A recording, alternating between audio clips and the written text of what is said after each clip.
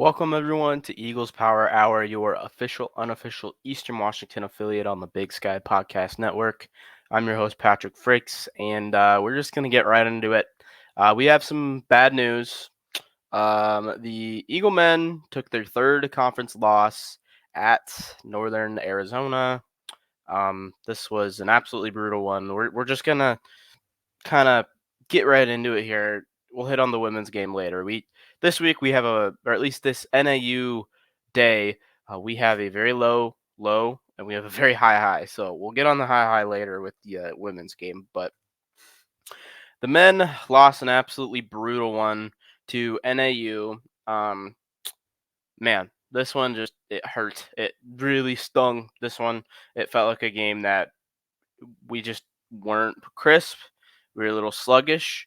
And AU played one of their best, most complete games all year, besides a bunch of turnovers. But we'll get into all that. Something to note with this one: the Eagles did come in a little beat up.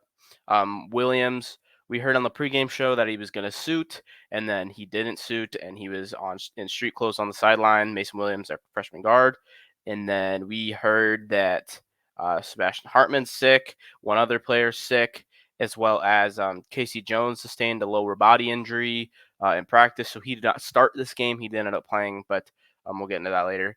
Uh, and so, the Seagull team looked sluggish. They looked tired. They looked off all night, offensively, particularly. But yeah, it was just a weird, strange game that just felt like Eastern wasn't themselves tonight. And so, we'll get on to all of that. Eric Strip started in place of Casey Jones in the starting lineup. So the starting lineup went Magnuson, Kyman, Coward, and then Eric Strip and Price at the 4 and 5. And so, it was a big lineup, and this was something that I thought that we would be able to take much better advantage of. But then NAU came out in a weird defense. So they guarded Ellis Magnuson with the biggest player on their team in Carson Basham, and they guarded um, our two big men with two of their smallest players on their teams in I believe it was Fort and it was Fort. It was either Fort and Jackson or Fort and Liam Lloyd guarding the two tallest guys on our team. And for background knowledge, Fort is like maybe 6'1", and he's a guard. Liam Lloyd like 6'4" to 6'5", maybe, and he's like a good defensive player, but Spokane native. But he's not like some special. He's not a high level Big Sky player. He's not going to be even close to the all conference team standings or anything like that.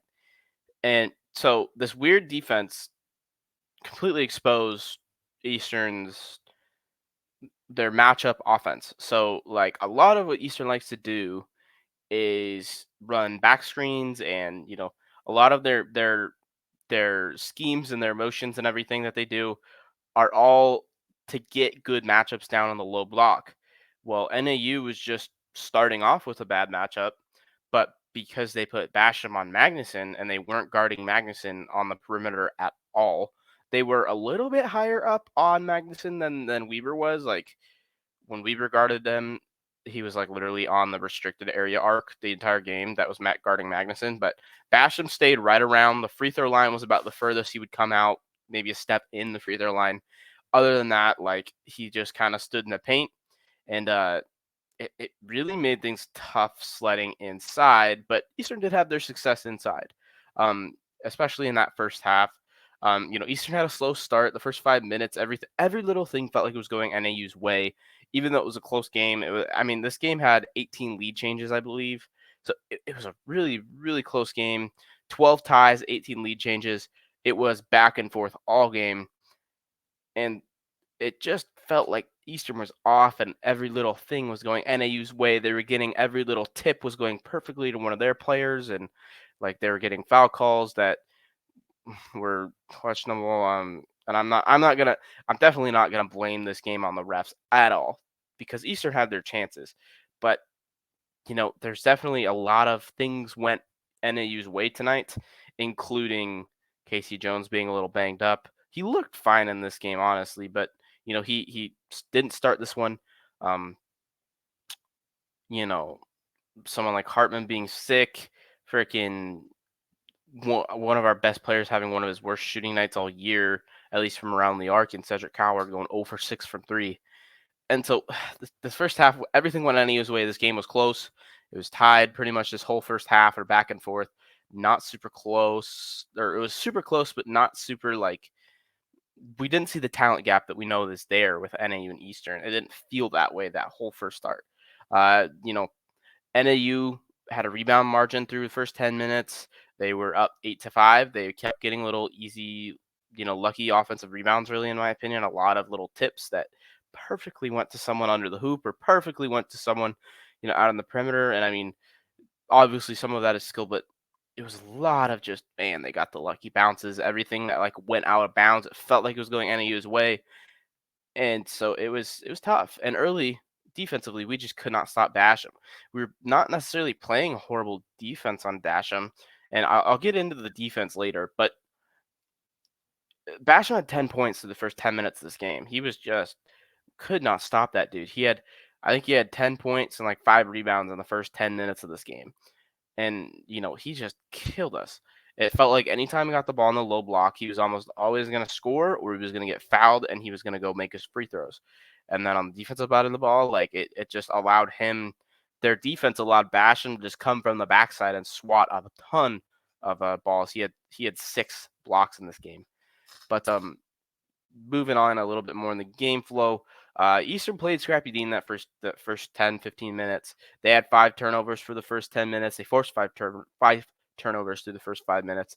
They had a very nice defensive effort. It really wasn't like NAU was just torching us. If they could get a good possession and get the ball to Basham, they could score. But if Eastern could if Eastern can make it tough sledding to get the ball into Basham, they were fine. Like the NAU wasn't necessarily hitting a ton of insane shots in that first half. They hit a few that were tough, but Eastern was playing good D. They're forcing turnovers. They're getting up in guys' face. They were hedging ball screens really hard with our bigs. So if a ball screen happened up top, Eric Strupp would like jump up the court, like way up past the screen to basically cut off the ball screen, and then we just all scramble to try to recover. We only really got burnt on that once or twice, and it was when they didn't quite execute it perfectly. But playing Scrappy D back and forth first half, it felt like everything was going NA's way. Eastern just could not knock down open shots for whatever reason. Another 2 for 9 start in the first half for Eastern Washington from deep. We also missed 6 free throws in that first half, which was just brutal. Man, you hate to see that 40% from the free throw line in a game when you lose by 7. You left 6 free throws on the board. Ouch. Um, it's just so many things went NA's way in that first half to keep them in the game, even though Eastern was playing good defense. I mean, dude, giving up 35 points isn't bad by any means in the Big Sky. That's right around what you expect. But man, the second half was tough. In the second half, well, I guess I'll hit. Basham had 14 points, 9 rebounds at the half. Dude almost had a double double. He was rebounding out of his mind in this game, and the rebounding margin was one thing that I felt like was very important in this one. And he was the worst rebounding team in the game, in the league. I mean, I should say, in the Big Sky. They out rebounded Eastern Washington, and I'll get into that in the game takeaways segment. But oh man. But the first 10 minutes of this second half, Eastern played some real scrappy defense. They forced a ton of turnovers. They really didn't give up a single good look that whole first 10 minutes. Maybe one like okay look from McLaughlin driving that I can remember, but Eastern was not playing bad defense, especially in the first 10 minutes. I don't know exactly how many points they gave up, but NAU was not. I don't think they were even in the 50s at that point, or they were like 51 points through 10 minutes. Eastern played a tough D, like I said. They forced a ton of turnovers. Coward had a couple of steals, and then the 10-minute mark happened right at like 10:01. We had a little bit of a defensive breakdown. I think we went to a zone and left a guy, or I think I don't know if it was a turnover or missed shot. NAU got out in transition, got an open three. One of their, guys that typically doesn't shoot threes, number 1, I believe it was Armin Mahdi. He hit a wide open three in the corner. He's a guy that doesn't shoot normally, so like we didn't really guard him on the 3-point line in transition. Kind of protected the basket. He drains a three. Then we go down, miss a shot or turnover or whatever. Then they come down, and Fort gets another. Or man, what was it? NAU hit another three. I can't remember what it was. It gave them the lead, gave them a bunch of momentum right at the 10-minute mark. Eastern was playing lights out defense. NAU could not score in that first 10 minutes. Very, very low clip. And if they did score, they were making ridiculous fadeaway shots, really contested looks at the rim. Like, you know, McLaughlin hit a three from literally the logo, even though their logo is like really big and it goes from like 3-point line to 3-point line. But it was a deep NBA range type three with a guy in front of him. I mean, it could have been contested stronger, but typically you wouldn't guard a guy that deep out onto the court anyway. So I mean, I wasn't mad at that. Everything was tough sledding for them in that first 10 minutes, and we could not build a damn lead because the offense just could not get going. They had success down on the in the paint, but anytime Magnuson was on the floor, it was so tough to score inside. You know, with the way that they were able to guard Magnuson, it was really tough because Eastern wasn't hitting shots outside at a very high clip. We hit a few in the second half, and we hit a number of them. I think we hit 5 threes in the second half, but it just felt like we had this long streak of like probably 15 about 15 minutes of this second half where we hit 1 3 and we shot like 12 of them. Coward missed a ton of like open looks, in rhythm shots that he would typically almost always drain. He missed 3 or 4. All 6 of them were really like that. And it just, man, it felt like we missed so many open looks. Kyman missed a couple of open looks. Um, Man, it just, we couldn't get any production from the outside. We were getting so many open looks. We played so much better defense than NAU in that first 10 minutes, and we let them stay in it because they made some tough shots on offense, and we just could not. We couldn't build that lead that we should have been able to build. Then the whole really right around the 10 to 12 or 15-minute mark, NAU went on a little run.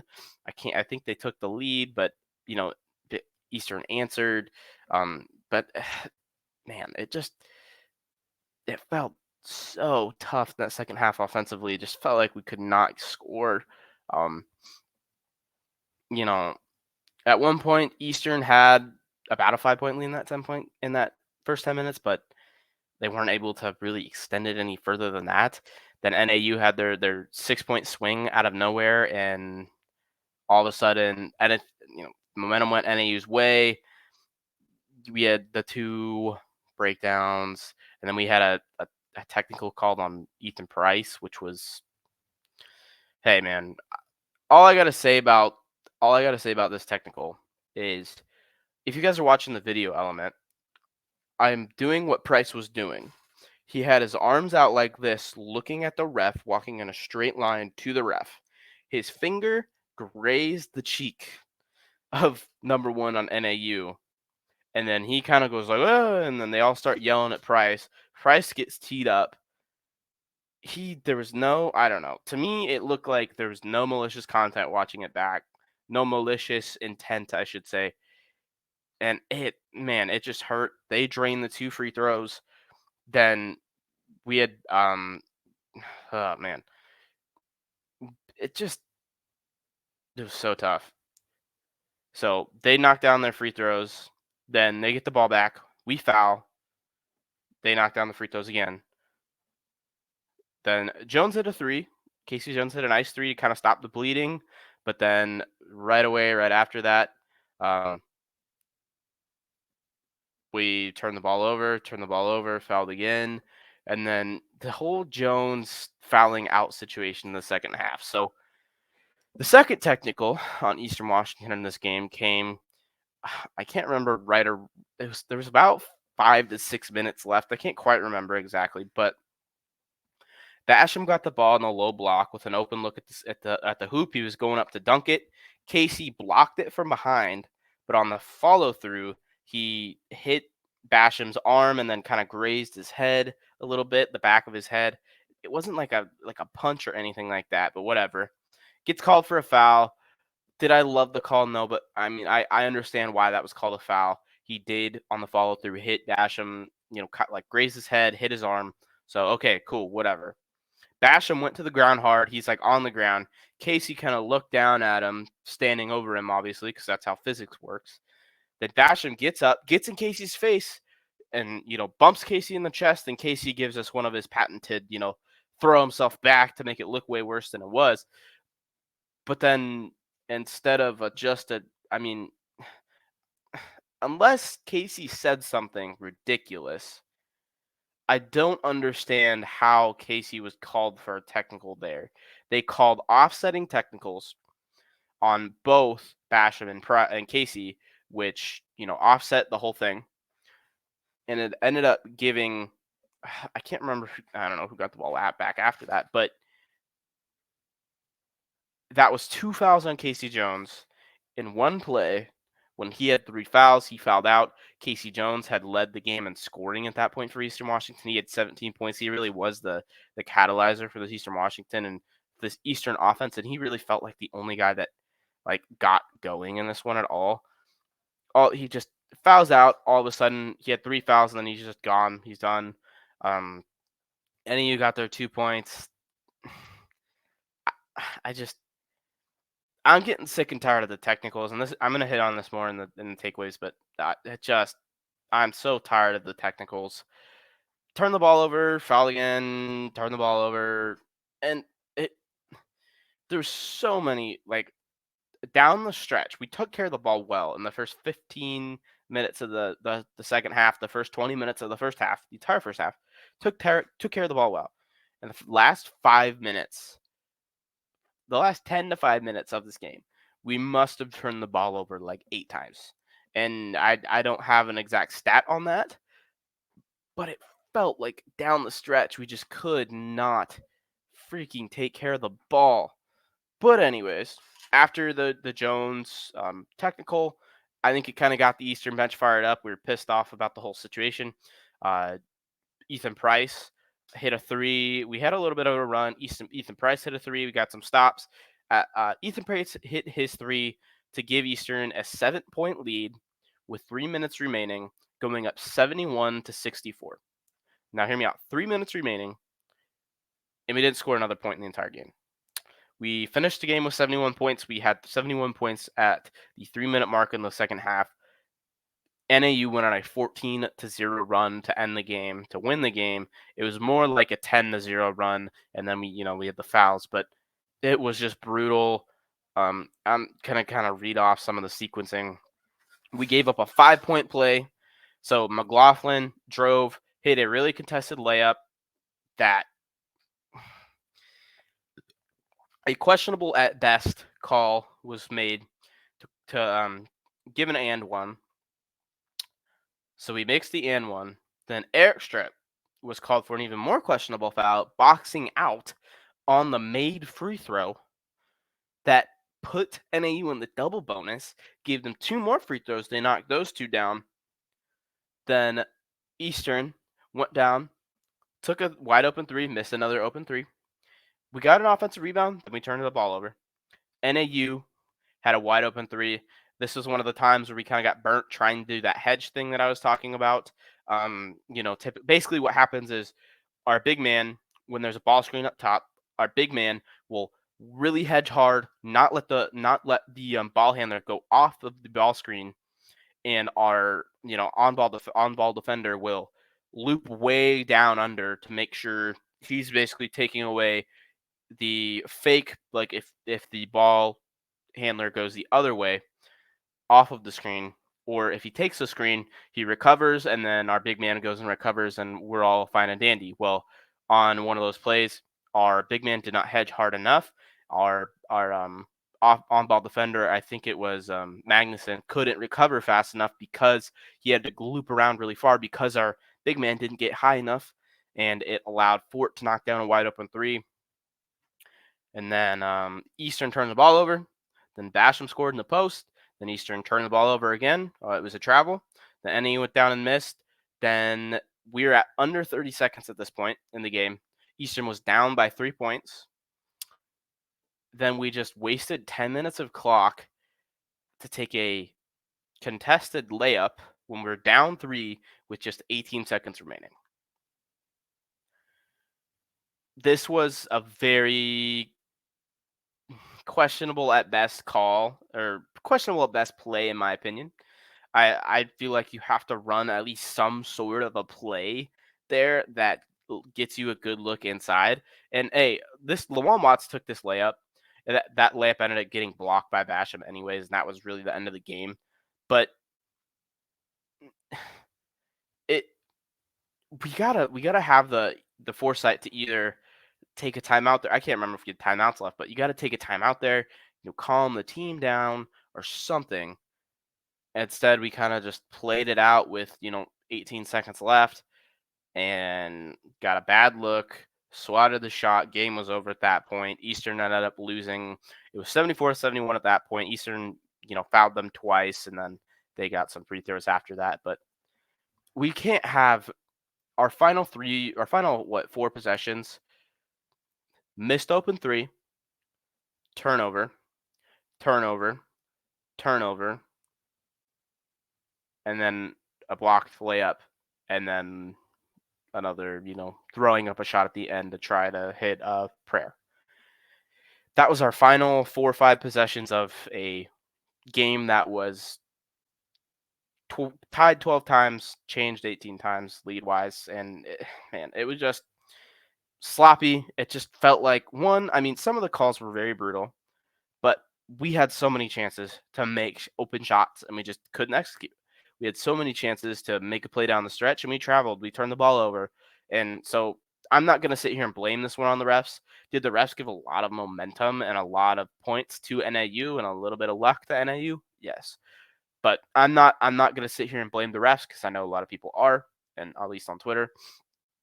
But yeah, this one it was a tough one to watch just for multiple reasons. That and Kyman didn't really have a great game either offensively. That he was the guy that we really seemed to miss offensively in this one. Getting into some overall game takeaways. Like I know this was a very long-winded and this is a long segment, but losing a game where you had an 18 lead change is so brutal. And I'm not going to blame this one on the defense. I know a lot of people are. Giving up 78 points isn't great, but we played tough D down the stretch. Like it was really 39 points if we weren't fouling at the end that we gave up in that second half, and Eastern scored 37. Like I don't know, it feels so close, man, and it shouldn't be. It should be an Eastern blowout, and we just didn't get the offensive production we need, and we're gonna have to address the Ellis Magnuson Sag situation. If we can't be efficient shooting the ball outside, Magnuson just having him on the floor is not gonna work. I'll get more into that later. I'm gonna hit more on the defense now, but Eastern played great D down the stretch. NAU's leading scorer on the year held him to just 14 points on 26% shooting. That's Trenton McLaughlin. 14 points is still a good total for them, but McLaughlin shot the ball, 14? I'll look at the box score right now. 4 for 15, 1 for 4 from 3. The 1 3 he made was from the freaking logo. We played McLaughlin very, very tough. Coward played some awesome defense in this one. He had an awesome night. NAU hit some insanely tough shots and few calls went NAU's way that benefited them offensively. Eastern forced 10 turnovers. Eastern had 10 steals. Eastern blocked 5 shots. There's a few breakdowns defensively for sure. There's a few good looks for them for sure. They probably scored about 9 total points on good looks that were a little bit of breakdowns, which, could have been the difference in the game. But to me, this one was more on the offense, all of the missed opportunities on offense. That and, hey, the rebounding. I'm going to hit on the rebounding real quick. We simply just can't get out rebounded by the worst rebounding team in the conference. Can't let that happen, man. We got to be able to out rebound the best rebounding team in the conference if we think we're going to be one. If we think we are one of the best rebounding teams in the country, in the conference, I should say. Excuse me. We are the 14th tallest team in the country, we're getting out rebounded by NAU. It's just we can't do that. We got out rebounded 36-30. We gave up 12 offensive boards, which led to 14 second chance points for them.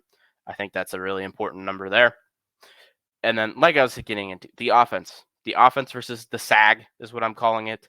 When they sag their center basically off of Ellis Magnuson, it feels like we're playing 4-on-5 offensively. It feels like we're allowing them to double team anyone that touches the ball within 10 feet of the rim is just going to get double teamed by whoever's guarding Magnuson, and we're not going to be able to take advantage of it unless Magnuson can knock down a few shots. And he didn't take a single shot in this one. I love Ellis Magnuson. I love this guy, but he has to take a shot. He has to shoot the ball every once in a while, or else it just totally disrupts the rhythm of our offense in terms of, especially, anyways, like when we're not hitting threes from outside. Magnuson didn't necessarily have this like horrible game or anything like that. He had 8 assists. He had a very nice game, but he we just need a scorer. Like, especially in outings like this, we need a scorer from the outside, and this is where Mason Williams comes into play. This is something that I think it's John Migao has been hitting on in the EPH comments a lot. We need another guard that can handle the ball and shoot the ball. And Mason Williams has been that guy early in the year. It sounds like he's getting close to coming back. He's suited for warmups before the NAU game. Hopefully, he's good to go for Northern Colorado on Saturday. You guys will know after this, but man, we have to get some production for Magnuson, or else it messes up the entire offense. Defensively, when Magnuson's on the floor, the defense is amazing. The defense plays excellent. If we're in transition, Magnuson is great at dishing the ball in transition. He's great at even rebounding the ball as a short guy. It's just he has to shoot the ball, man. He has to be able to make a shot once or twice just to make them respect him. If they make teams respect him a little bit, just a little bit, get the person guarding Magnuson's feet outside of the free throw line, outside of the paint.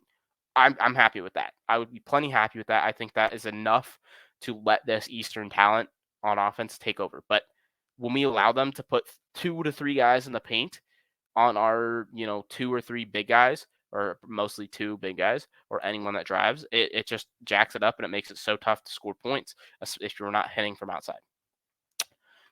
We got to be more efficient. We only shot 33% from 3. We hit those 5 threes from outside, but in the second half, hit 7 threes on the game, but we missed like 20. What was it? Hold up, I'm looking at the number. 7 for 24 in this game. That's just not good. It's not efficient enough for Eastern. I guess 29%. We have to be more efficient. That's the name of the game. 7 for 24 isn't good enough from outside. We took 15 threes in that second half. We knocked down 5 of them, which is like okay, but we have to be more efficient. That's got to be a big point going forward. That's how Eastern wins games. And then the timely turnovers and the techs. It's just discipline things. Like, this team is, a lot of those plays happen from young guys, but like one of them happened from Coward. Casey Jones got the technical, which was a questionable technical, but timely turnovers really hurt. I guess it was 14 total turnovers from Eastern Washington. It felt like 8 of them came in the last 5 minutes. So many, 3 or 4 of them came in the last 2 minutes. It just can't happen. 3 or 4 of them in a row. The travels, so many little things that just deflating down the stretch gave NAU momentum, and we gotta be able to take care of the ball in the important moments. We took care of the ball well the first 25-30 minutes of this game, and after that it kind of got tough. And then the techs, we just need to be disciplined. Both techs in this game were definitely questionable, but they both led to 4-point swings, I believe. So we got to be able to limit the techs. Every time we're down in a game late, it feels like we get called for a tech or 2. If it's David Riley, if it's a coach, if it's a player, and I'm over it, and I'm ready to see some discipline, because even if some of them weren't the best of calls, we got to do better than that. Okay. This has been a really long-winded complaining episode, but I apologize, but the good news is coming. um, Box score stuff. Coward had 12 points, 3 steals. He had a really nice defensive night. 3 steals and a block. He had 12 points. But offensive, wow, what a voice crack. But offensively, he was just not efficient enough. He scored his 12 points all from the field. He had a decent game from like kind of inside to, taking his mid-range jumpers, but he was right around 40%, and he didn't knock down any of the outside looks that we know he can make and he typically makes, which was definitely missing. The player of the game for Eastern Washington this game was definitely Casey Jones off the bench. He scored 17 points in just 24 minutes off the bench, dealing with a little bit of a lower body injury from what we heard from coach. He had an excellent game. He hit 2 threes. He also hit four, he had like a nice dunk and stuff like that. He had 17 points. He was 3 for 5 from the free throw line. He had 4 rebounds. He had 4 assists, 2 block shots, and a steal as well. Man, losing him down the stretch really felt like it hurt. He was one of the only guys that was consistent throughout the whole game. He's going to make his shots. There was definitely a few dumb moments from him, but man, losing him the way we lost him in that game was just absolutely brutal with the technical situation and all that. But moving on. Let me scroll my notes. Watts had a relatively nice night. He had 11 points, 7 rebounds. He had no steals, but he had a lot of nice hustle plays. Um, Not a ton else to like hit on. Really, I mean, Magnuson's 8 assists was very nice. He also had a rebound, but 2 turnovers can't happen. Kyman, the lack of Kyman was what felt like hurt this one. Price hit a couple really important threes in this game, but he had a tough night inside, mostly because of the way they were playing defense. Um, Kyman, though, he missed a couple wide open looks. He made 2 threes to get his 6 points, but he missed a lot of those, mid-ish range slash open like floaters that you just I felt like we needed to hit to give ourselves a chance.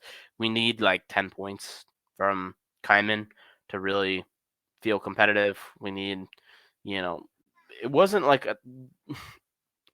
I don't know. This one's just it's tough because we know this offense is capable of so much more, and seeing them only score 71 points is never good. And they played okay defense, it just wasn't quite good enough. Moving on to the NAU side, we could not stop Basham. Basham went off for 21 points on 14 rebounds, 6 block shots, and a steal. He had an excellent game. Oakland Fort finished the game with 19 points. He had 2 steals, a block. He had an assist as well, 5 rebounds. And then Trenton McLaughlin, we played him well, but Oakland Fort and Carson Basham had 2 of the most efficient nights of their entire careers. Basham was 9 for 13 from the field. He also hit 3 free throws to get his 21 points. And then he had played great defense and rebounded the ball extremely well. He was the player of the game for them. Oakland Fort went 6 for 7 from the field, 4 for 4 from the free throw line, 3 for 4 from the 3-point line. He had 5 rebounds as well as a guard, 2 steals for his 19 points. One of the most efficient nights he's had in his entire career to get to 19 points. He actually could probably give a nomination, I guess, for the player of the game for them, just because a lot of his shots came in that second half, and they're all tough shots. A lot of them were really tough shots. Trenton McLaughlin, he was not efficient at all. He only shot the ball at 26% rate, which is, hey, Coward played some awesome defense in this one, knocking down limiting Trenton McLaughlin. He was able to drive a little bit and get to the free throw line for 5 of his 14 points, which a number of them weren't exactly calls that I would have personally called if I was a ref, but that's okay. He had 4 assists, he had 14 points, but I mean, I'm not mad at holding the team's leading scorer who averages almost 20 a game to 14. Jaden Jackson had 9 points, very average night for him. But yeah, just can't get out rebound 37 to 30 in this one. Like we just sigh. Something to note, 62.5% from 3 for NAU in that second half. They made the big shots when they needed to, and we didn't. Okay, we're going to get on to some better news.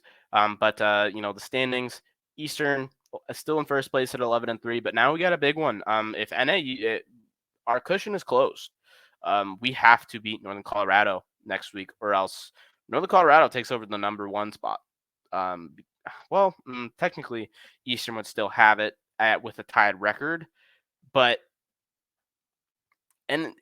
we can't lose three in a row, man.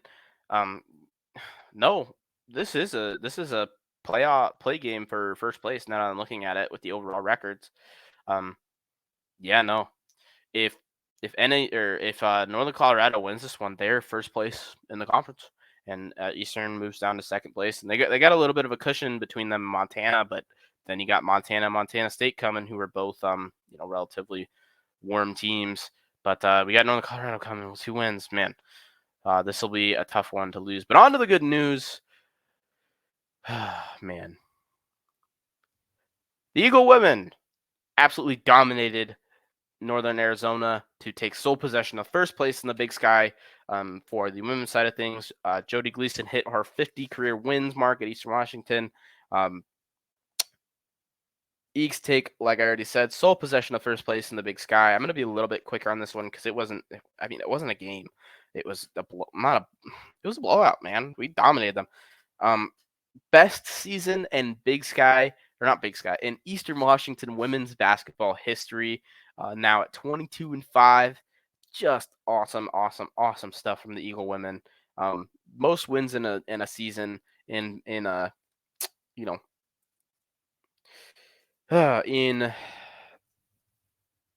Eastern history. Wow, I just had a brain fart. The Eagles started out hot. They outshot NAU 38% to 28% in that first quarter. Went up 16-8, played some outstanding defense. Shout out to Millie Knowles and Jadia Martin for shutting down the conference leader in scoring in Sophie Glancy. She only had 3 points on 0 for 7 from the field goal line, from the field. Just an excellent defensive showing from those two down low, taking care of Glancy as well. Great coaching. The double teams came at the perfect times, and it was awesome stuff. But after the first quarter, NAU went on a little bit of a run in the second quarter. They closed the lead to 4, but they looked off. They didn't shoot the ball efficiently like they normally do. The second quarter was like a really ugly defensive battle. Only 10 total points. It was like it was a weird one where there was a ton of like loose balls where everyone was just diving all over the floor, and typical like really ugly Big Sky women's basketball where the ball, you just don't know where it's gonna go. It's all over the floor. Both teams scored 10 points. It was back and forth. Tons of turnovers in that one. They were able to close the lead to 4 for about 3 minutes of that first second quarter, but then Eastern was able to extend it back with some nice plays. Extended it back to 8. Then 26-18 at the half. Eastern shot 64% in that first half. Very, very efficient. One of their best efficient nights. Best efficiency nights all year. 64% does not seem right. That was the number that they put on the broadcast. I don't know why they put that number on the broadcast. That was the number I had in my notes. But anyways, they were shooting very well in that first half. Maybe not as well in the second quarter. They were 4 for 17, but they shot well overall. They hit 2 threes. They did not shoot well in that second quarter at all, none of them looking at it. But they played excellent defense, only allowed NAU to shoot 11% in the second quarter, and they got half their points from the free throw line. East got hot in the second quarter, or the third quarter, I should say. They shot 53% shooting. They shot 53%, scored 26 points. They hit 9 free throws as well. NAU looked more like themselves offensively in that one. And again, NAU is the number 1 team offensively in the Big Sky this year. And Eastern held them to 42 freaking points. What a defensive performance. But awesome defense. They scored 16 points. Most of them were not open looks. Most of them were contested looks. Oh, man, just absolutely awesome performance from this Eagle D. They really only allowed a few free throws or a few field goals in this whole game. A lot of NAU's points came from the free throw. 10 of their 42 came from the free throw line. So they only scored 32 points from the field in this one. Awesome stuff from the Eagle women. A defensive clinic. In the fourth quarter, Eastern was able to, really just extend their lead. They played consistent offense and they played again outstanding defense. Just absolutely smothered NAU. Man, it was just an absolutely dominant performance from this Eagle women. Both ends of the court, 67 points is a solid outing for these Eagle women, holding an NAU team that is so talented to just 42 points. Absolutely ridiculous. Um, Man, Eastern won in every single statistical category. They want points, steals, block shots, turnovers, rebounding, efficiency, free throw efficiency, 3-point efficiency, field goal percentage, like every single little thing that Eastern could have won, they won on this one. Points to the paint, second chance point, like everything went the Eagle women's way. It was awesome to see. Awesome to see such a dominating performance.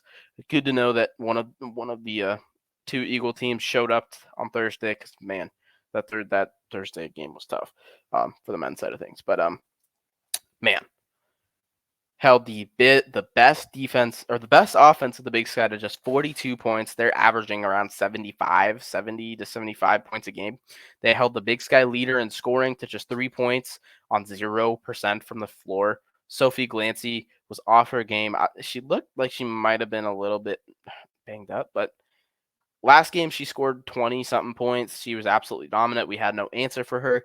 And then this one we were able to just shut her down, man. It was awesome to see. What a performance by Millie Knowles and JD Martin to really just slow Glancy down. The D was awesome. Forced 12 turnovers. NAU just shot 20% from the field. There's so many passes deflected, balls poked out. We had 6 steals and 3 blocks in this game. We were on the rebounding margin, 52 to 42. Martin had 10 rebounds. Loetta had 8 rebounds. Knowles had 7 rebounds. One of Millie Knowles' best games this year, at least from when I've been watching the games closer. In terms of rebounding the ball, she played very, very well. The offense was efficient enough. They shot 37% on the game. They had a 53% shooting third quarter that allowed them to build their lead, and they just never looked back from there. Really, the box score was just filled with awesome performances. Maybe not like anyone that stood out insanely far, but Loetta, of course, 15 points, 2 steals. She did have 4 turnovers, but it didn't really matter. We had She also had 5 assists, 8 rebounds. She shot the ball well, 5 for 11 from the field. Jaleesa Lawrence had another really nice night. 13 points for her. She had a steal and 2 blocks. She had 5 rebounds. She did shoot the ball well. She's 6 for 11 from the field. Very nice night from her. But Aaliyah Alexander is what I meant. What I was when I said she did. I was thinking about Aaliyah. Aaliyah had a little bit of a down shooting night. She was only 2 for 12 from the field, 1 for 6 from 3. She also had a tech. Not her best performance. She still had her 10 points though. She had 2 steals, 2 assists, 8 rebounds. Rebounding the ball well, playing the role that she needed to that night to get an awesome big win. 9 points for JD and Martin. She had 10 rebounds. Man, I wish she could have got that 10th point for the double double. That would have been awesome. She had an assist as well. Millie Knowles again, 4 points. Not the most crazy night offensively, but defensively she was great, and on the board she was great. 7 rebounds. She had a steal and held Delancey to just 0 for 7 from the field, just 3 points. Pettis had a nice night defensively as well. She had a number of deflected balls. She had 5 points and then 4 points for Bella Hayes. Bella Hayes came in her 7 minutes. Man, she made some plays. She had 4 rebounds in her 7 minutes. One of them being an offensive rebound. She had a block shot. She played very well. 4 points in her 7 minutes, and then that's most of what's notable. The other ones kind of just came in at the end, the last minute or two to finish this one out. But man, awesome dominating performance by the Eagle women. I'm gonna go ahead and wrap up the NAU segment here because it did go pretty long with me rambling about the men's game that just was horrible. But here's the UNC. I'm recording this before the UNC game, obviously, so hopefully the Eagles are able to pull off 2 more awesome wins on Saturday. But without further ado, here is the Northern Colorado segment. Okay, we're gonna hit on the women's side of things first. The women had a very nice 63 to 68 win over Northern Colorado at home in Cheney. This one was awesome. Eastern really controlled most of this game, but Northern Colorado made it kind of a game late. But I don't know. Personally, the result never felt in doubt, really. But Northern Colorado was able to bring this thing within 4 points at the end, even though it was mostly kind of a 10 to 12 point margin most of this game. They brought it within four with about a minute left, but Eastern was able to answer, extend the lead, and hit the shots they needed to win this one by 5 points. Um, this game was awesome because of multiple things. One, the offense was consistent in terms of their point production. They scored 18, 19, 15, and 16 throughout this one, 1, 2, 3, 4. The number I've been saying for this Eagle team is 15 points on about 40% shooting every quarter. That's what we need. That's what I would like to see. And around 10 or less turnovers. That's kind of the offensive production that I'm expecting and hoping for from this team. That's the goal. It's not like the men's team where I expect them to shoot extremely well. Because this Eagle women's team's defense is so incredibly impressive that you don't need the offensive production that you might need from this Eagle men's team to keep up with teams. But they played an outstanding first quarter, both on offense and defense. Offensively, it was one of their most efficient quarter of the game. They shot about 38%, but they played some outstanding defense. They held Northern Colorado to just 2 field goals in the first quarter. They shot 15% in the first quarter, and Northern Colorado is the best shooting team in the conference, I believe, efficiency wise. They don't shoot a ton of shots, but they're the most efficient team in the Big Sky when it comes to field goal percentage, and that was true for most of this game as well. The final 3 quarters, they shot something like 50-ish% from the field, 45% in the second quarter, 46 in the third, and 61 in the fourth. They were very efficient down the stretch, but this first quarter was horrible for them. The Eagle women were playing some outstanding defense, making everything extremely tough. They really made it tough. Tough sledding on the inside, made it tough sledding for Delaney Bird, Delaney Byrne. Is it Byrne or Bird? I can't remember. Byrne. Delaney Byrne, one of the best scorers in the Big Sky this year. One of the team. I don't know if she's the Big Sky leader in scoring I know she's Northern Colorado's leading scorer. Held her to just 2 points in this game. Awesome, awesome showing. Um, she kind of rolled an ankle towards the end of this one, so I'm wondering if she's been a little banged up, but it was an awesome performance. Like I keep saying that, but awesome performance defensively. Even though down the stretch they kind of scored a lot of points, but I don't really. I mean, I'm not too worried about it. Most of their points, almost all of their points, came from inside. Anaya Hall had an absolute day. It was kind of who I pointed out to as being the player that worries me. But she only played 29 minutes in this one, and she got 21 points on 7 for 12 from the field. She also hit 7 free throws. She had a very solid game, 8 rebounds, an assist, 2 steals, 2 block shots. She is a force on the inside, and she's someone that, if I'm a Northern Colorado fan, I'm sitting here asking the UNC head coach, why is Anaya Hall not starting? But that's here nor there. Anaya Hall's one of the best, bigs in the whole conference, and so it presented a challenge, especially in that second, third, and fourth quarter. They really started feeding Hall inside, and this is why I question why Anaya Hall isn't starting for them, because they started off slow because Anaya Hall wasn't in the game. Anaya Hall was the only one that was a reliable scorer for them pretty much all game. I guess Semental was too a little bit, but Semental scored most of her points in the second half. Hall was consistent throughout. Her entire performance was consistent. She made plays. And because, Eastern doesn't have, a really an elite down low defender that, not saying that Jacinta Buckley is the best player in the conference or anything, but she was a solid defender when it came to guarding bigs, just because she had the size and the quickness to be able to be versatile and play good defense and move her feet while also being big enough to block some shots occasionally and not just get shot over. We kind of had a tough situation where I don't know. This isn't supposed to be a disrespectful thing towards Millie Knowles, but she's not like this. She's not a high level defender, down at the block, and so also she's a lot shorter than Anaya Hall. Anaya Hall's 6'3", and so Bella Hayes played a lot of this game, and she really played well in my opinion. She did give up a number of solid post moves from Anaya Hall, but Anaya Hall's a really good player, and I mean I'm really perfectly fine with that, especially I mean, obviously, it could have been a better performance defensively down low.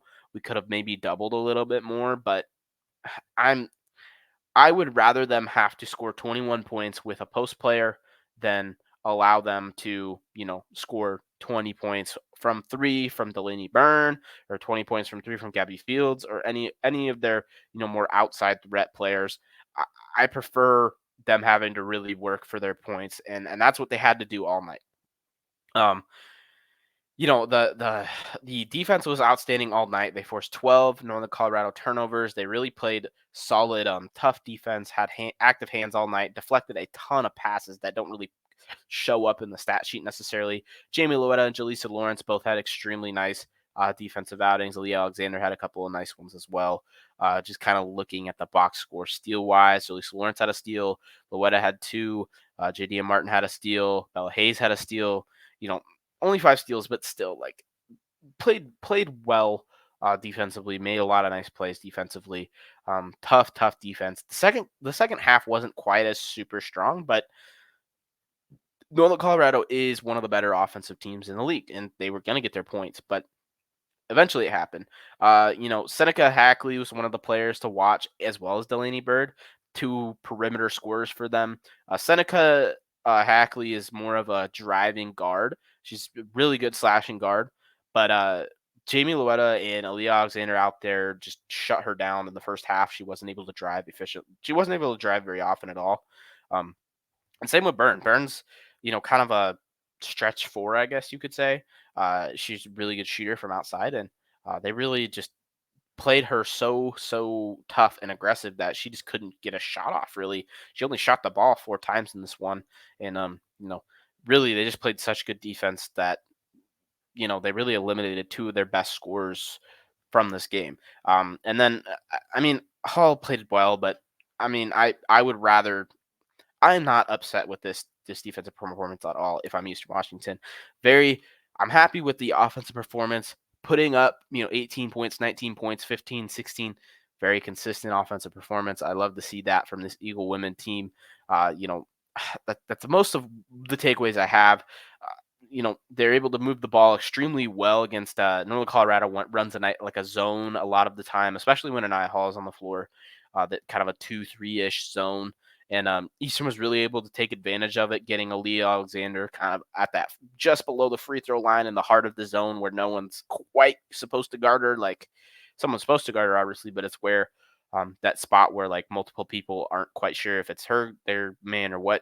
And she was able to take advantage of that and get a nice number of points. Aaliyah Alexander hit her 1,000th career point already as just a redshirt sophomore, I believe.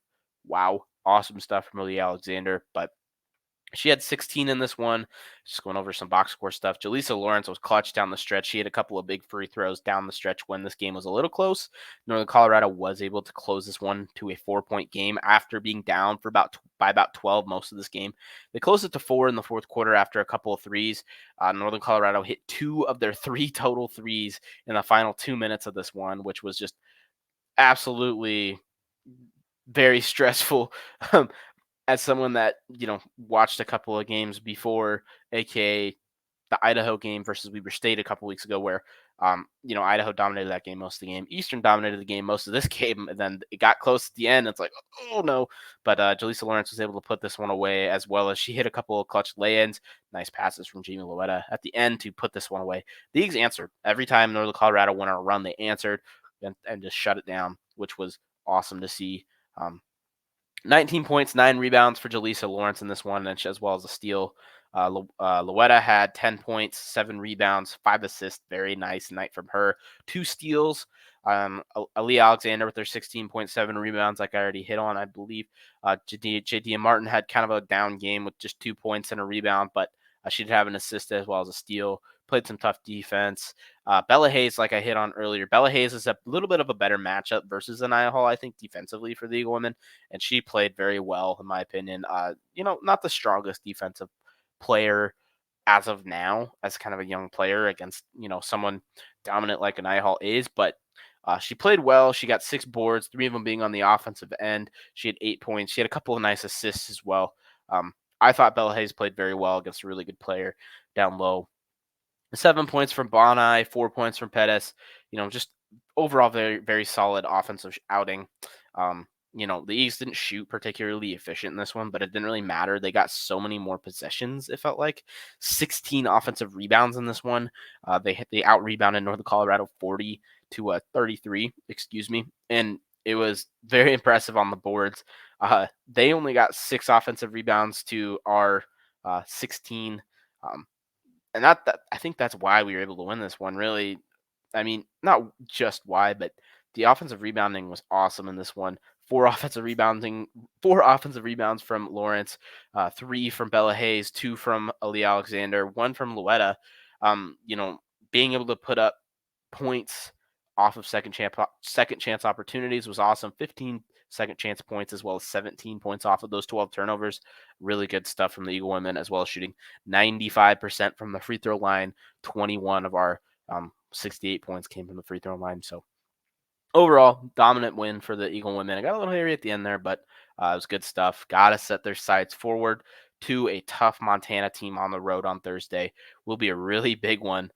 This is shoot. They're tied for, or no, they're in third place now, just behind Northern Arizona. So they're going to be hunting for a win, because a win for them would that would a win for them and a loss from NAU might put them in the first place in the Big Sky. But you gotta, or I guess no, mathematically that doesn't quite make sense, but it's okay. I don't know. I'm just spitballing here, but dangerous Montana team that we're gonna have to get up and go and beat them on the road, headed into the final week and a half of Big Sky play. Um, Moving over to the men's side of things, um, the men got a very very nice win over Northern Colorado on the road. This game was the epitome of Eagle basketball, in my opinion. And it was such an awesome bounce back from that horrible NAU loss. It was horrible. And it was just amazing, awesome, just so, so promising to see the bounce back, because I don't know. I think a lot of Eagle fans were getting a little bit of a last year PTSD, where the team was dominant, dominant, dominant through, whatever 6 weeks of Big Sky play. And then all of a sudden, the last 2-3 weeks of February, we lose to Idaho State, lose to Montana State. All of a sudden, we're all weird, and then we lose our first game in the tournament, and it's like, what the hell? Like, this season felt like it was so promising, and it's just done out of nowhere. Seeing this team bounce back from a very very bad performance in Flagstaff the other day, horrible loss to Arizona. Getting this win against Northern Colorado meant a lot. This game was awesome. It started off with a couple of bangs. Price hit a couple of threes. Price got to his 1,000th career point, which was awesome. But Northern Colorado continued with the patented sag, I guess is what I'm calling it right now, where they just don't guard Ellis Magnuson on the perimeter. They won't guard 3 players on this team. They won't guard um, Sebastian Hartman on the perimeter. They won't guard Lawan Watts on the perimeter, and they won't guard Ellis Magnuson. And they know that one of those 3 guys almost always has to be on the floor for Eastern, and so they just pick out that guy, and whoever is guarding him is going to stand with 2 feet in the paint at all times. Well, they did that, and they guarded Magnuson with St. Thomas, who is their absolute stud, like Big Sky MVP front runner right now. Probably him and Dylan Jones are probably neck and neck for that spot. And he was a guy that got into a little bit of foul trouble versus Eastern in the last game, and so that's kind of why I think they guarded Magnuson with him. Is they know Magnuson's not going to go drive and go right at him, and so they kind of expected him to potentially stay out of foul trouble that way, which he did. It worked for them, but it was kind of a back and forth game. This game was a lot of like 6-point runs for each team, alternating back and forth. It was a pretty close game. Uh, Northern Colorado did go on a nice run at one point, and they did lead by about 12 in the first half of this one. Um, it was a 13-12 game, and then Northern Colorado went on a nice run. They had a couple of just badass plays from Thomas, and it was 32-20. But then Eastern answered, and Coward had a 12-point run of his own, or 11-point run of his own. He hit 2 threes back to back, then hit a nice 2, and then hit another 3, and all of a sudden we were back to pretty much tied. And it was kind of a duel of Coward versus Thomas. Very entertaining first half. Um, kind of towards the end of the second or the first half, though, we finally started taking advantage of the sag, and this is why I think we were able to win this game. We got production from the guys that get sagged off of. Hartman hit a three. Watts hit a couple of threes in this game. Magnuson had 4 points in this game. He had a kind of a mid-range jump shot as well as drove and hit a nice layup. Um, you know, drove around someone and hit a nice layup inside. And that's exactly how I think this Eastern team has to attack the SAG. We have to get some sort of outside shooting from those guys. Not reliable, like it doesn't need to be a super reliable. They don't need to shoot 40%. They just need to hit a couple of shots a game, one or two. That's all we need. And that's just enough to get that help defender, that SAG defender up on them just a little bit further. And that opens up the back door. That opens up a potential, opportunities inside, and we saw that in this game. There's multiple moments where Eastern had chances to, dump the ball off down low and get points in games like last week or versus NAU on Thursday. Like that just wasn't there because we weren't getting that production from outside. Um, you know, Second half, this one Eastern kind of got out to like a 5-ish point lead, and then they kind of came back again, and it was kind of back and forth and back and forth. But then, man, the defensive effort towards the end of the second half in particular was awesome. Um, Again, like the first half defense wasn't particularly horrible in this game from Eastern Washington, but like it wasn't the best defensive outing I've ever seen from them. Giving up 43 points is never going to be good, but they did hit a lot of tough shots. St. Thomas hit a couple of like fadeaway threes from really deep, and um, you know, it was definitely they made things tough, but they made some tough plays that I'm not gonna sit here and say I'm really mad about them scoring. The few times they did get left open, I didn't really think they necessarily made plays that were or like when they were left open, they weren't really making us pay that insanely bad, which is something that Eastern did to them. Anytime they goofed up and left Coward a little crease, he was hitting the three, making them pay, and so that was absolutely huge down the stretch. Um, we kind of just back and forth and back and forth and back and forth on the little runs, but then Cedric Howard just absolutely took over down the stretch in this one. The final, 15 the final 7 minutes, it was just give it to Ced and let him work. And he was able to get a lot of mismatches um because Northern Colorado's, I believe, their leading scorer in this game was the DeJour Reeves, who's a bench guard, a really small guard that isn't like a defensive force by any means. And we were able to get Coward matched up with him in the post way too often. And I don't know why they didn't adjust to that. It seemed very weird. But Reeves was able to score a good bit on the offensive end. He was able to drive pretty effectively against us, but we were able to take advantage of his lack of size on the other end, and that's what I mean when I say this is the epitome of Eagle basketball. They really took advantage of their size. Coward was a very efficient shooter in this one. He shot something like 13 for 18, and a lot of it came inside, making those shots over the top of the shorter defender. His fadeaways being very efficient, stuff like that. Price was similar. He didn't shoot a ton in this one, but he was making those shots that we know he can make. He made a couple of free throws as well. Had 12 points in this one. Nice outing for Ethan Price. But we are able to take care of the ball for one. We only turned the ball over 8 times in this one. Took care of the ball. We were able to score and use our size on the inside, and we played inside out ball. We didn't get sagged. We didn't get this gimmicky defense taking advantage of us not being able to shoot the three. Lawan Watts hit a couple of three, or he only hit 1 3, really? I thought he hit two in this one, but Lawan Watts hit a three. Magnuson hit a couple of outside shots. Sebastian Hartman hit a three. Price hit a couple of threes. Coward hit a three or two. He hit three threes in this one. I forgot. Every being able to shoot, like it doesn't have to be insanely elite, but just like being able to hit a three really, really opens things up for this Eagle team, and that's kind of the point of this little rant, I guess, is we were able to make them pay for sagging off of us. We were able to and the point of it, I mean, is Coward was able to score at the end and build that lead back up to a point where they couldn't catch up.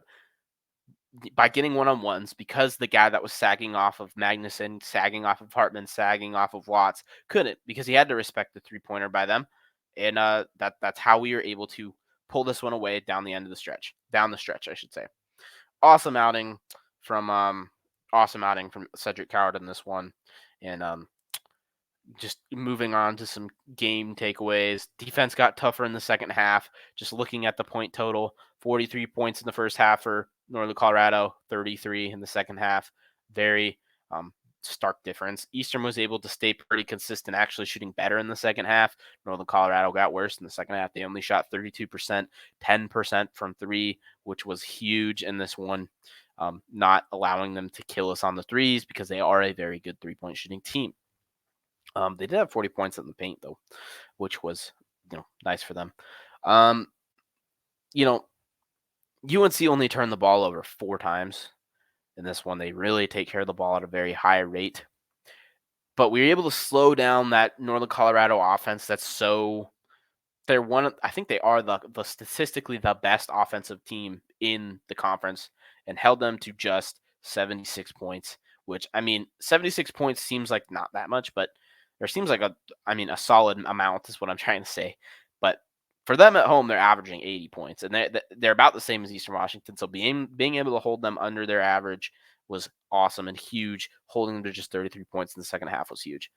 It felt like all of those turnovers from Northern Colorado happened in that fourth quarter down the stretch, kind of the opposite of the NAU game, where Eastern felt like we were turning the ball over in the big moments. Felt like they were turning the ball over in the big moments. Northern Colorado was.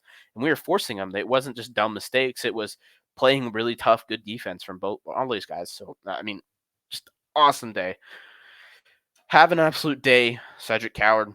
30 points, 6 rebounds. He had an assist and a block shot as well.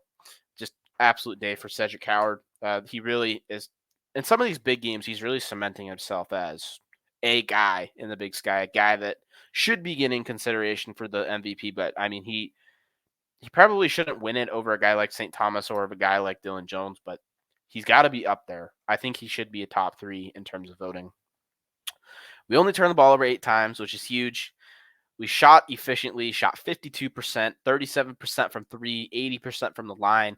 Efficiency.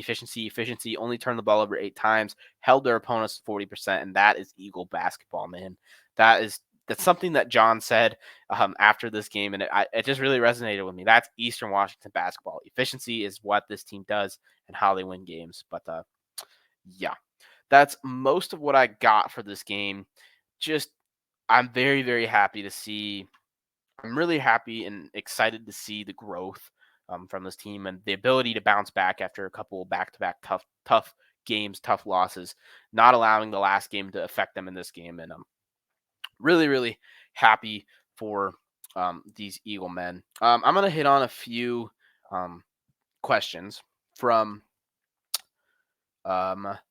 this was after the NAU game. I put out a tweet saying, questions and comments kind of addressing the issues that this Eastern team has seen. And here's a few of the ones I got. Are we going to see Mason Williams back in action? This is from LDiablo_EU on Twitter. Are we going to see Mason Williams back in action before the tournament, or did we just shut him down for the year to get healthy? It sounds like Mason Williams will be back hopefully this week. He was supposed to be in uniform versus NAU, and then he wasn't, according to Larry Weir on the pregame show. Same with the Northern Colorado game. So I'm assuming he's close, but I don't know if that's for sure.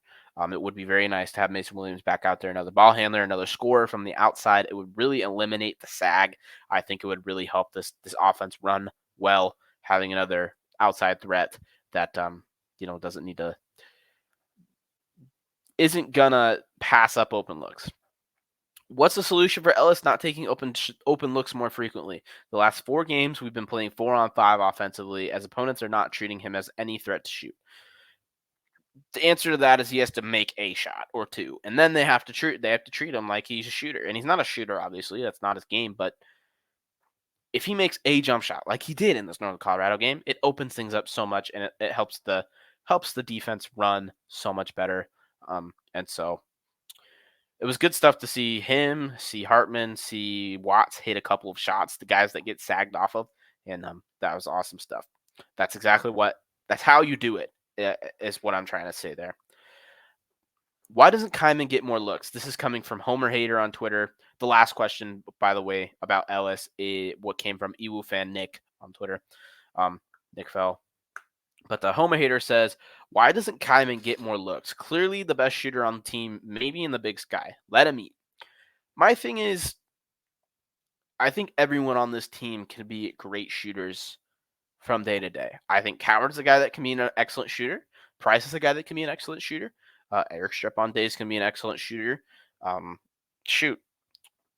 And I mean, Kyman's up there as well. Mason Williams is a guy that can be an excellent shooter. But Kyman is definitely, he's the most pure shooter on the team. My thing with Kyman is I don't think he's a guy that you run your offense through just because I don't know. Maybe I am wrong here. He is one of the better 3-point shooters in the league, but it feels like when he's off, he's just off, man, and it's tough because he takes a lot of these shots that he can make, a lot of tough runners and tough, pull up jumpers, kind of at the top of the key that where he just rises up over guys that he can definitely make, but sometimes he doesn't, and that's where if he's not making those shots, it's tough because you don't want to waste possessions by taking bad shots like that. I I'm not too worried about Kyman not getting enough looks per se. I think he'll get his looks, and he's not a guy that likes to force things, which is something I appreciate about Kyman and why I think he's such an effective shooter and why he shoots such a high percentage is because he doesn't try to force things too much. He does a little bit, which is a good addition to have a guy that's relatively good off the dribble. But I don't know. I don't think Kyman's a guy that you need to get more looks necessarily, but uh, maybe every once in a while. But he gets his looks. He shoots the ball a lot. He shot the ball 14 times versus Northern Colorado. He shot the ball a number of times versus NAU as well. And so I'm not too worried about Kyman not getting looks. I think that's not anything to really worry about necessarily. And then to close it out, this is John. I believe it's John Migao or Migo. He is at PNW 160 280 22 on Twitter. Anything you'd add? These are 5 things that need to happen in order for us to make a run in Boise. 1, limit turnovers. 2, Eric Strutt needs to be more consistent and shoot a higher percentage. Magnuson needs to score he can score. That's number 3. Number 4, Coward needs to find his groove. Number 5, be disciplined. Enough technicals. And I agree with all of that. I don't think Magnuson needs to be a scorer necessarily, is one I will push out back on a little bit. I don't think he needs to be a scorer. I think he needs to score once or twice, and we'll be fine after that. We just need to get his defender out of the paint or out of the first 10 feet of the paint, and we'll be fine. Limit the turnovers is always important, particularly limit the turnovers down the stretch is a very important point. Get the turnovers out in the first quarter if we're going to do it, and then play well down the stretch. Coward needs to find his groove. Well, damn, he did versus Northern Colorado, that's for sure. Be disciplined. Seemed like we did versus Northern Colorado, but who freaking knows? There's always some weird technical foul stuff going on in the Big Sky, but that is a point. Like, I'm tired of every time it feels like we're down in a game, we get called for technical, but whatever. Eric Strupp, I don't know if he necessarily needs to be the guy that steps up efficiency-wise, but I think the entire team, if we're going to make a run in Boise, we have to be able to shoot from outside.